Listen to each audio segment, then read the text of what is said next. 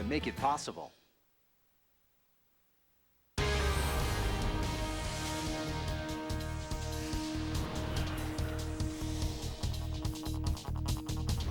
Tonight on CBS 4 News at 6, the search is on for two drivers wanted in the same deadly hit and run on New Year's Eve. A town without a police force, the reason officers with the Marklettville Police Department turned in their badges. And a live look outside as the sun sets on this first freezing day of 2015. Boy, what a beautiful picture.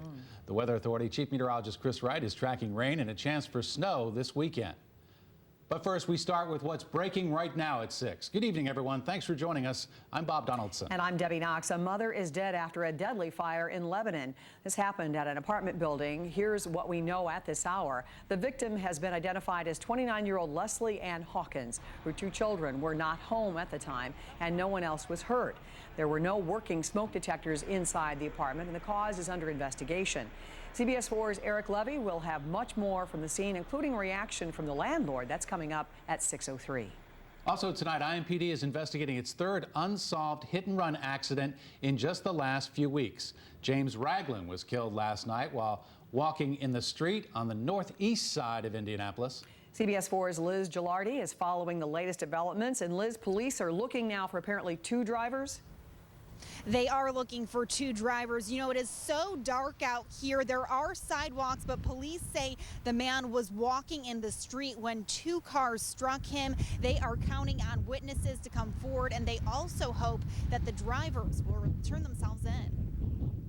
Do what's right. This second vehicle that struck, there was no opportunity for you to stop. Yes, there was. Two cars hit James Ragland on New Year's Eve. Police say one driver stopped briefly, got out of the car, and took off. The fact is that you ran over a human being and you left the scene of an accident. It's unacceptable, and you wouldn't want the same thing to be done to you. So we're asking people to give us as much information as you can. The first car is described as a late 90s to early 2000s Ford Explorer XLT with likely damage to the front passenger side and grille. They're also looking for a tan or gold colored Chrysler 300 model year 2005 through 2010. It's missing a piece below the passenger door. Police are investigating three unsolved hit and run accidents in less than 3 weeks, including one a mile away from the spot where Ragland was killed. There's no words that I have to say because it's really sad that people would do that. Daisha Martin watched a driver hit her friend Antonia Young last month. The teens were walking home when Young was killed. There are no sidewalks, unlike the accident last night where Ragland was walking in the street, even though there's a sidewalk. Police say the area right by a school is poorly lit. We need some sidewalks and more streetlights so it's not that much light walking on that street, especially at nighttime. And if you have any information, call Crime Stoppers. Police are hoping that more witnesses will come forward in this case, or if somebody saw one of those vehicles or knows somebody with those vehicles and noticed that damage. Reporting for CBS 4, Liz Gilardi, Fox 59 News. All right, thank you very much, Liz. Hey, were you there last night? History was made as Indianapolis ushered in 2015.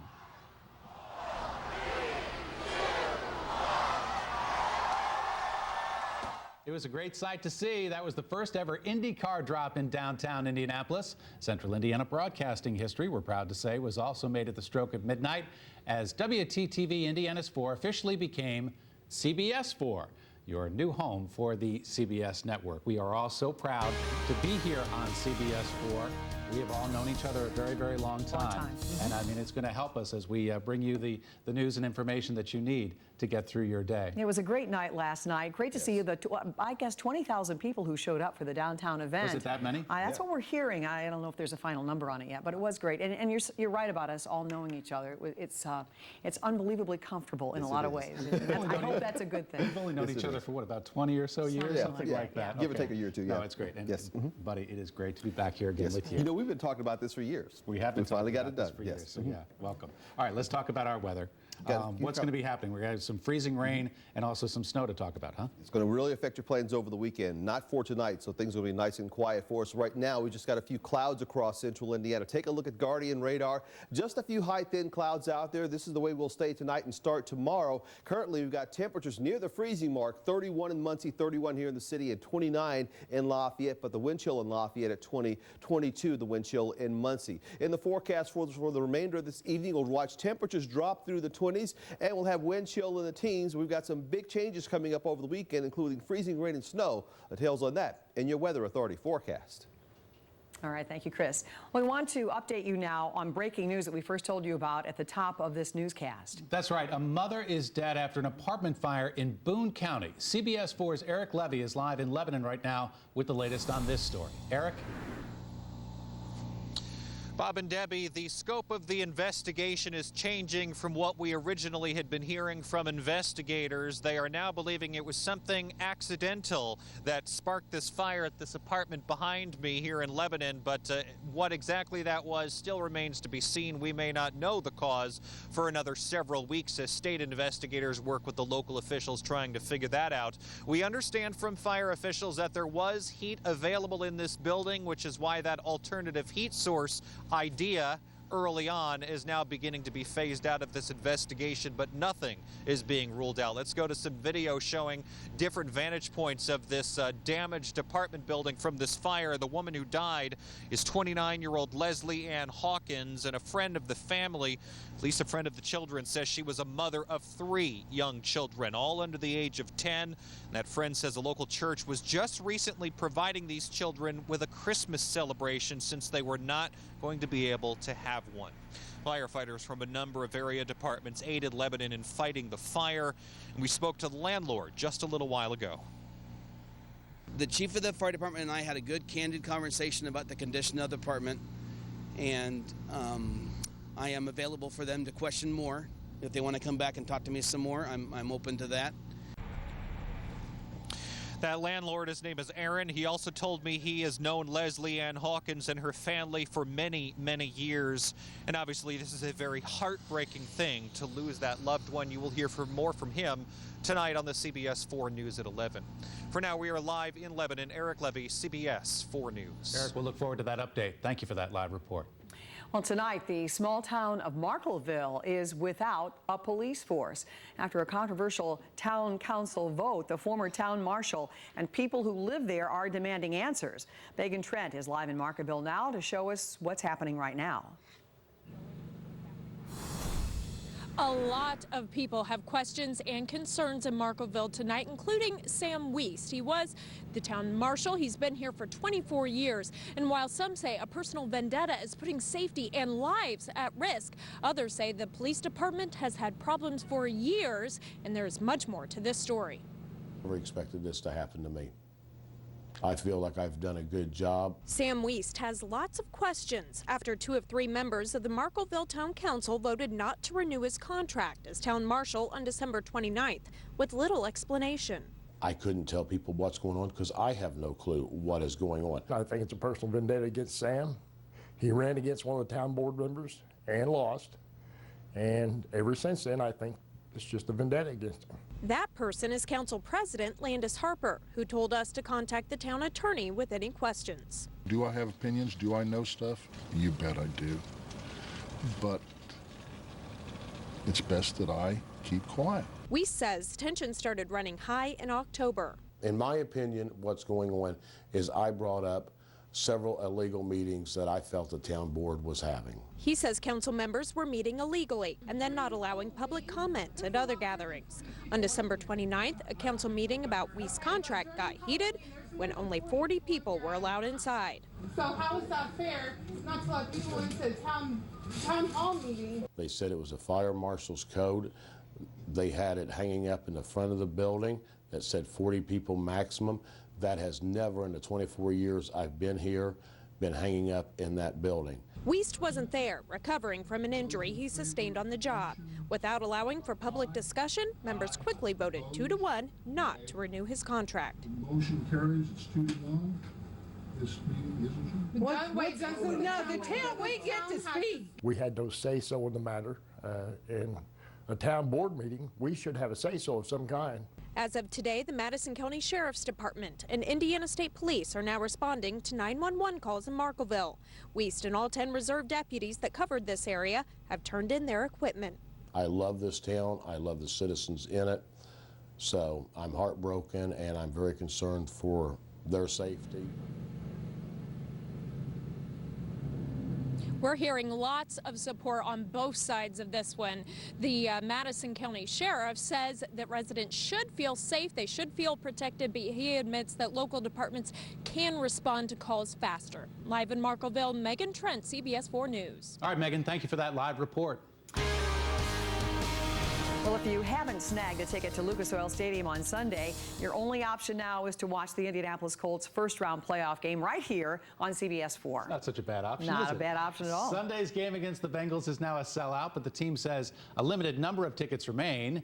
You can find out about those tickets on our website, cbs4indy.com. The gates, by the way, will open at 10:30, which is 30 minutes earlier than normal, so mark that down. And despite a sellout, your new friends here at CBS 4 want you to see the game in person. You can enter, actually, to win a prize pack on our Facebook page, CBS 4 Indy.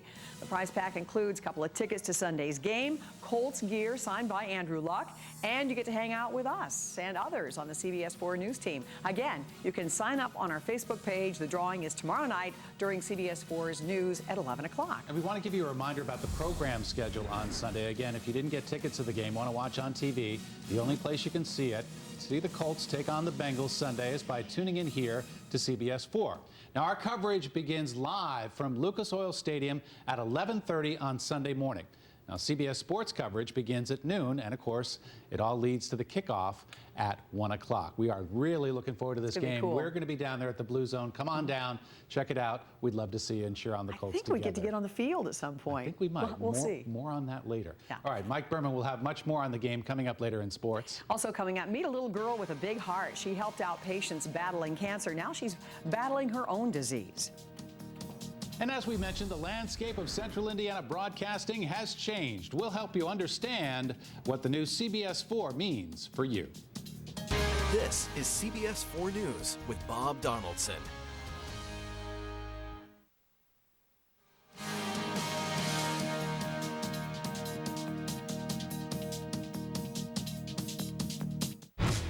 So, are we at crazy ideas? Always. I'm the Secretary of State, and you speak to me with respect. How'd I do? No one's launched any missiles at us yet. New Madam Secretary, then. This is CBS 4 News with Debbie Knox.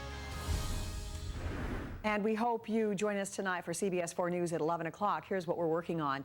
The Indiana BMV is plagued with problems right now, including the registration process for a new moped law. We'll take an in-depth look at the issues with the BMV and attempts to fix those errors. Plus, it's a busy time for local animal shelters. The problems they face as families return pets left under the Christmas tree. All that and more tonight at 11 following elementary. And a family who has helped other people fight cancer now needs your help. 12-year-old Michaela Donahue was diagnosed with acute myeloid leukemia on Thanksgiving. She's been receiving aggressive treatment since then and was temporarily released from the hospital yesterday for a few days before she has to go back to Peyton Manning Children's Hospital. The Middletown family has received so much support from family and friends throughout this difficult time, but they are standing strong. Mom and Dad plan to do whatever they can to pay her medical bills. You know, we've had this property, this house, for many years. This was our goal. We've had it for 8 years, and we just built. And if we have to, we're going to sell it. Do what we got to do. Well, even before Michaela was diagnosed with cancer, she cut her hair to donate it to Locks of Love. She says that she likes helping other people. If you would like to help the Donahue family, go to fox59.com for more information. Well, we wish Michaela all the best in her recovery. Okay, here it is. Take a good look. It is the CBS 4 logo. You're going to see quite a bit of it. WTTV is now your home for the CBS network. It's an historic day in television here in Indianapolis. Our Dan Spieler explains what this all means to you, the viewer. It's a huge change in Indianapolis television. WTTV Channel 4 is now CBS 4. Our company is going to acquire the CBS affiliation rights in Indianapolis. It was a huge announcement this past summer, and now starting today, your favorite CBS shows have a brand new home. Programming like the NFL playoffs, CBS News, the Masters, and the NCAA tournament here in Indy this year will all be on CBS 4, along with many Colts games. It's an exciting announcement, not only for Tribune Indianapolis, but for our entire company. And for the Fox 59 CBS 4 family, it's an exciting way to start a brand new year. Fox 59 and CBS 4 also just became the official broadcast partners of the Indianapolis Colts. We're very excited about this partnership. We think it's a tremendous opportunity for Fox 59, for WTTV, and for the Colts. When the Colts first came to town, the Colts preseason games were on WTTV, so we're excited. They're going back home. And then the engagement with WTTV, CBS 4, and Fox now, with what all is going on in the community and the projects that we have, your alignment with the stations matches up with us perfectly.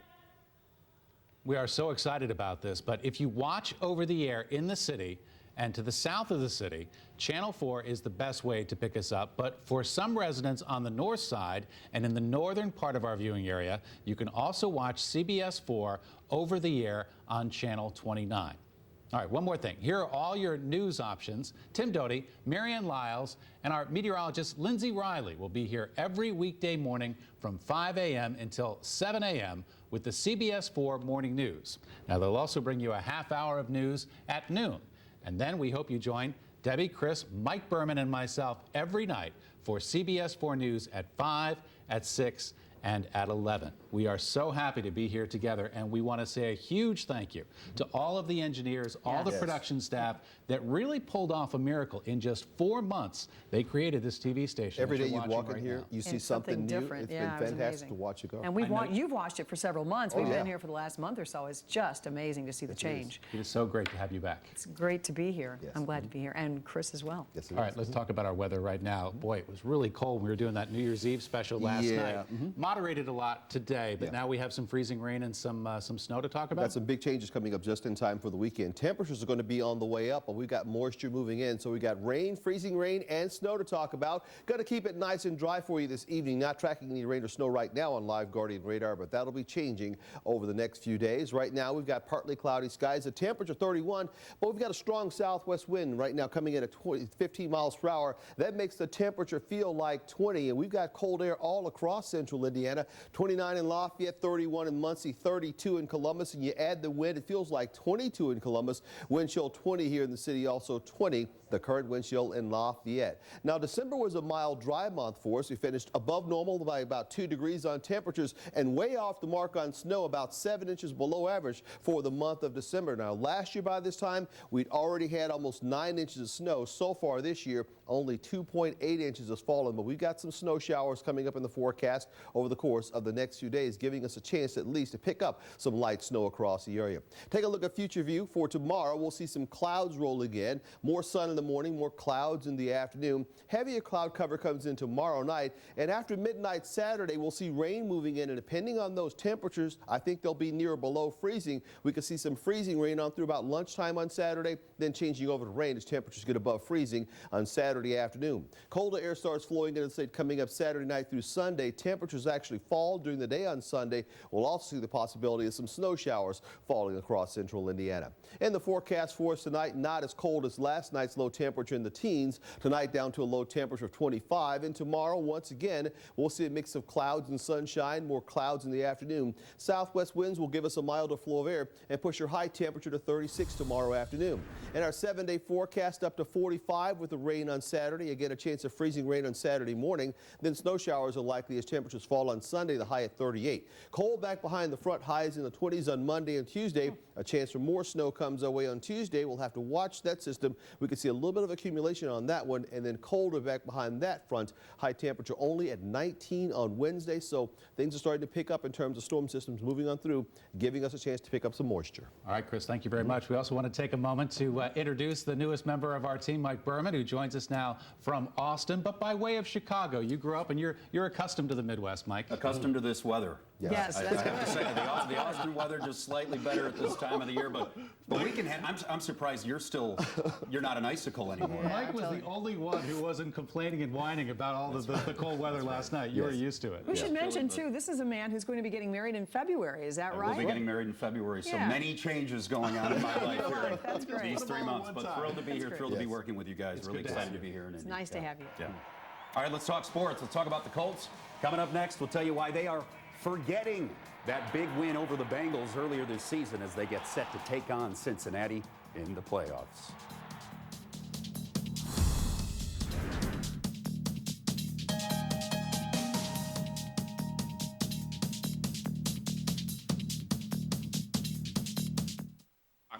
Look, I know you're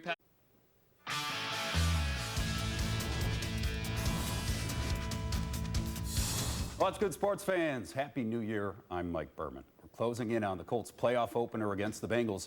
Less than 72 hours until they fire things up at Lucas Oil. Don't have to tell you, everyone would love a repeat of that mid-October smackdown of the Bengals, but the Colts say they've moved past it. Here's Tricia Whitaker with more.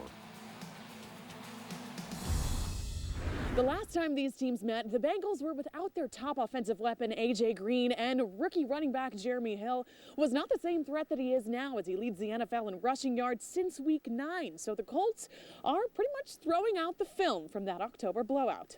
Yeah, we just have to kick that one out. It's done. As was Week 7. That's like so far ago. And, they're a totally different team. They changed a lot of stuff on the offense, so we have to adjust to a lot of different things. So it's a completely new game. Whatever happened in that game, you got to totally wipe it out because they're a completely different ball club. They're running the ball extremely well right now with Jeremy Hill. They've had success, of course, with him running the ball, but he's a strong runner. He's got good vision. He could break tackles across the board. So we got to make sure we gang tackle this guy and make sure we swarm around him because can't assume he's always going to be down. Now, since the Colts faced the Bengals in Week 7, Jeremy Hill has had 5 100 rushing yard games. And the Colts are certainly hoping that come Sunday he won't notch his 6th. With the Colts, Tricia Whitaker, CBS 4 Sports. Alrighty, Tricia, you heard her mention receiver A.J. Green and how different the Bengals offense looks with him on the field. Green was back on the practice field today after missing the early part of the week. Green had limited participation. He remains under concussion protocol. He'll have to clear evaluations from both a neuropsychologist and a neurologist before he's allowed to suit up against the Colts. Green, a 4-time Pro Bowler who has 6 touchdown catches this season. Finally this evening, how about this? College football playoff semifinals being played tonight, but not just in New Orleans. In Carmel, 2 next-door neighbors there trying to one-up the other as their teams, Ohio State and Alabama, get set to square off in the Super Bowl. It's been a good day for the Big Ten, except for Missouri beating Minnesota. What can you We'll do? see if that continues. All right. Thank you very much, Thanks, Mike. CBS Evening News is next with Jeff Glor. Here's a preview. Tonight on the CBS Evening News, it is shaping up to be the worst flu season in years. Dr. John LaPook with what doctors are doing to adjust.